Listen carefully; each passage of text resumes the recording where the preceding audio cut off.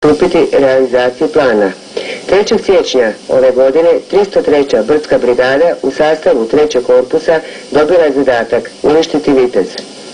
2., 3., 4., 6. korpusi sa 1. korpusom iz Sarajeva kao pojačanjem zajedno sa Srbima dobili su naređenje da svim raspoloživim snagama poslije političke odluke priđu realizaciji plana, a ta je uništenje i protjerivanje hrvatskog korpusa u Bosni izaći dolijom Neretve do Neuma do mora.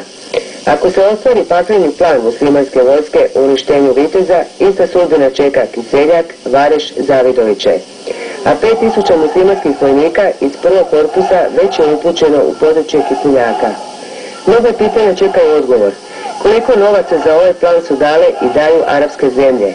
Koliko su tražili i dobili muslimanski moćnici kao Haris Silajđić? Što će biti sa Hrvatima iz Tuzlanskog korpusa pod zapovjedništvom muslimanske vojske?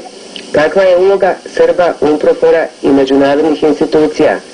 Zašto se generalštab muslimanske vojske seli iz Sarajeva u Kakanj? Jedan odgovor zasigurno znamo. Hrvati u Bosni neće tiho umirati. Hrvatska Bosna neće šaptom pasti. Oni koji su napravili ovaj plan neka ne pomišljaju da će Hrvatska Bosna doživjeti sudbinu hrvatskog grada heroja Vukovara.